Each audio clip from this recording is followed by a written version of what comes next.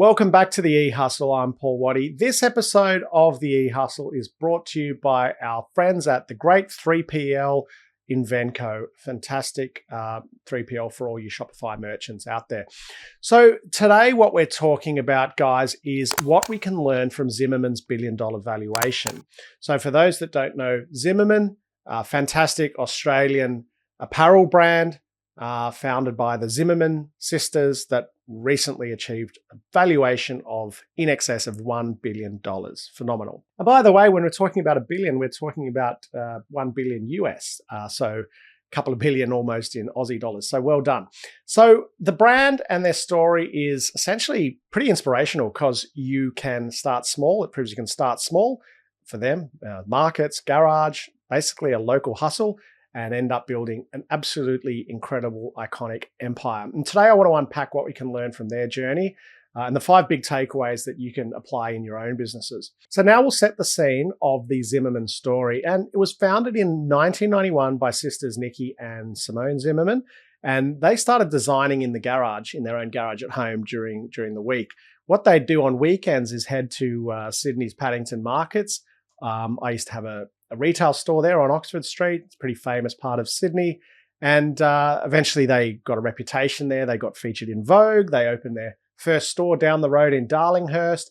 And they kept both the store and the markets going for 2 years. Now, I always talk about you don't need a new idea, but you do need a better idea. And so with the Zimmermans, you sort of think women's fashion, it's all been done, but they found a better idea, or one idea that certainly resonated. And that essentially was to fuse fashion with swimwear. And their point of difference was pretty strong in what is maybe the most hyper-competitive market in e-com, women's fashion. So that was their big idea, or their better idea. And fast forward to by the time 2023 rolled around, they sold a stake valued at over $1 billion USD. So that's back in 2023. So let's just talk about women's fashion and why it can be so attractive in e-com or in general retail, but also quite dangerous. So it's probably the number one category personally that I've seen accumulate sales across my clients. So out of the 5 biggest clients that I work with, you'd probably say that 4 out of 5 of them, or 3 out of 5, have been women's fashion brands in some capacity, right? But it's also the most saturated. So in my e-com start program, I would say it's also the most common. I've got a women's fashion brand or an idea for a women's fashion brand. So it is quite saturated. So you do really need to stand out and have an edge or have something different. And so there's almost no chance that you're going to have a new idea in women's fashion. So people often will say, well, I've got beautiful fashion at a nice price and it's handmade, it's inspired designs from Europe. It's also fluffy in women's fashion, and that's a big problem. So I think you women's fashion brands out there need to zero in on really what makes you special, because it's just so hard to stand out. It's being smashed with ads, it's being smashed with stores, it's constantly on sale. So for you guys, you need to think, what is it? What is different? What does stand out about my fashion brand? And the chances are that maybe some of you haven't thought about that quite enough. So if I was to look at your Instagram bio now and it sort of said inspired by, the fashions of Europe, or designed to make women feel empowered, sexy, and confident, that's way too general, way too fluffy, and that's every brand. You need to be a little bit better than that, guys, and dig in. And that's what the Zimmerman sisters were really able to do, infusing the idea of swimwear with sort of vacay and fashion. So you got to think harder if you're in women's fashion. So let's talk now about their net profit. So the 5 lessons that I've learned that I think you can talk about, let's start with their net profit. Of course, here's Paul talking about net profit, but hey, when you've got a high net profit, you can invest it in something really interesting, and that's called growth. When you don't have a high profit, what can't you do? Invest in growth. So you sort of see where I'm going. A lot of these non-profitable brands try and invest in growth by borrowing and so on, but you don't have a growth engine. You don't have a scalable business. If it's not already generating a nice, tidy, really healthy profit of $1 million, it's not going to at 20 million, right? So get those brands those small brands out there to spin off some profits, invest those profits into growth. That's bootstrapping. I think that concept has been largely lost, unfortunately, and we've been told that there are shortcuts, but there aren't shortcuts. So more profit, quicker growth, believe it or not. People somehow say, yeah, but I need high growth so I can't be high profit. I'm like, no, it's the other way around. You need high profit to be high growth. Where are you going to get the money from? You're going to borrow it, put yourself in debt. You're going to take on shareholders and give away all this equity at a small level. So when I hear that, I'm not focusing on profit. I'm focusing on growth. I don't want to, focus on profit at the expense of growth. I'm just like, huh? I was you once too. You can't grow rapidly without profit, really, unless you're pumping in someone else's money or your own. So the profit, guys, is what drives the high growth. So let's just agree on that, hopefully. So now most people think fashion is low margin, but it certainly doesn't have to be, particularly if it's your own brand like Zimmerman. Zimmerman will most likely run at a 60% gross profit margin and 30% operating expenses and a 30% net profit. Somewhere close to that. It'll be close to that. I can be pretty sure of that. If I had to guess, I would probably say that, and I know this because their net profit is 30% or more. That's been disclosed. GP, gross profits in fashion, 60%. Lean operating businesses, 30%. They've got stores, I think, so maybe their OPEX is closer to 40 and their gross profit is closer to 70. They can charge a premium, so that wouldn't surprise me at all, right?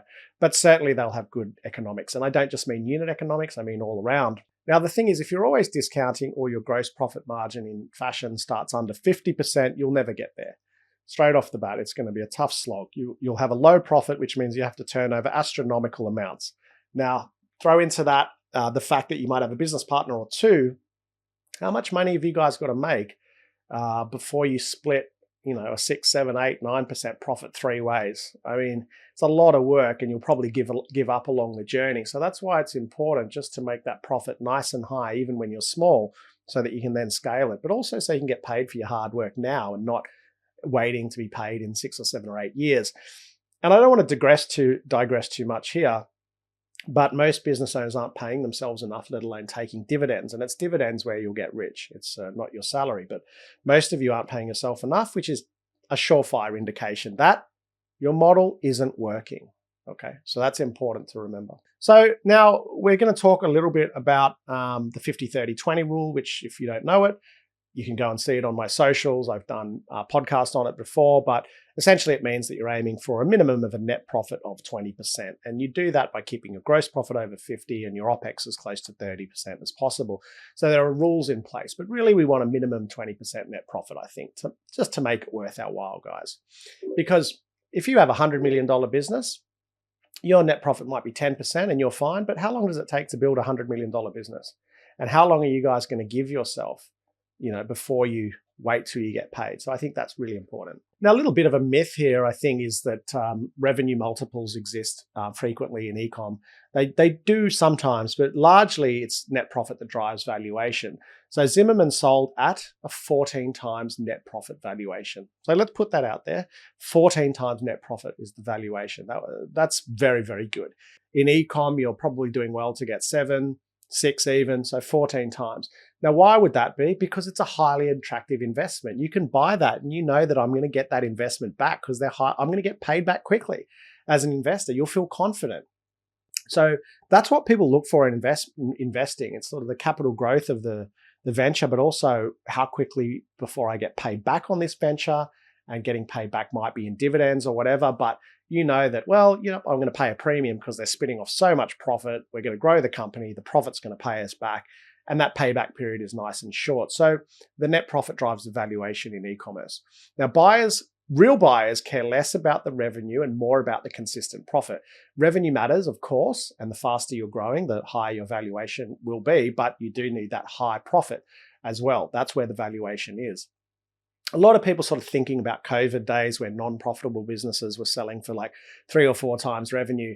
You only need to look at the last 12 months or so to see the amount of big 30, 40, 50, 100, 200, $300 million businesses that have been sold essentially for spare parts that aren't making money. So it's important to know that this asset that you're building needs to be highly profitable if you want to sell it. An omni-channel business still works. That's the third point about Zimmerman. And I think Zimmerman at the time of checking was at about 58 stores and have e-commerce as well and also do wholesale. So a true omni-channel business. Fantastic. I think there's absolutely a place for that. Now, I don't think it has to be either or. I think it can be online plus bricks and mortar and wholesale as well can all work together nicely in building a brand and building that revenue and profit if your margins are nice and high. Stores aren't dead. They can increase brand awareness and they can fuel your online growth. The fourth thing that I'll refer to here, once again, I bang on about it a lot, and in the previous edition of this podcast, I spoke about it, is that the power of a better idea. So Zimmermann weren't the first to invent women's fashion, certainly weren't the first, won't be the last. And their differentiator was swimwear meets fashion meets resort. That was their whole sort of fusion. That was their better idea. So you don't need that new idea, but you do need a better idea. It really, really does help. And I think that's proof that in competitive markets, you don't need to reinvent the wheel. You just need to be different and better. So that's what you guys need to focus on, different and better. Now, point 5 in this omni-channel business is that Zimmermann is really treating e-commerce as the growth engine. So the investor at the time, Advent, isn't just giving them a cash out, they were giving them funds to fuel further growth. So they thought there's a lot left in this Zimmermann business. And the focus was on, this is public knowledge, was on distribution and e-commerce expansion. So these investors identified e-commerce expansion as one of the big opportunities for further growth in e-commerce. And it should be exciting for all of us because, depending on where you are in the world, e-com typically about 20-25% of total retail. So we're in 2025 now. That's good, but it's only like a quarter or, maybe even less than a quarter, in some instances, a fifth of total retail. Think about where that could be in 10 years. And clearly the investors at Zimmermann are thinking about where that could be in 10 years. So a reminder that e-com is still where the growth is, in my opinion, and in the opinion of investors, which is not to say you can't have a really great omni-channel business. So wrapping up the Zimmermann story, which is an incredibly inspiring story of the Zimmermann sisters from Sydney. They went from garage in the markets to Vogue features, a Darlinghurst store, and eventually a $1 billion US valuation. So their blueprint, I picked this because their blueprint lines up with what I'm always preaching, which is 1, have a better idea.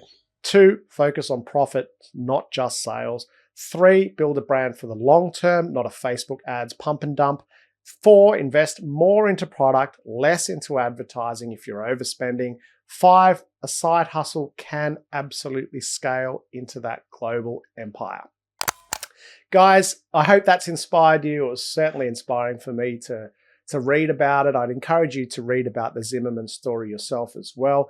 Once again, big thank you to our fantastic 3PL partners Invenco for sponsoring this edition of the eHustle. If you like the eHustle, please share it, like it, subscribe, and rate it 5 stars. And if you like my content, go and check my stuff out at Instagram at Paul Waddy Ecommerce. Thanks for listening or watching. See you next week.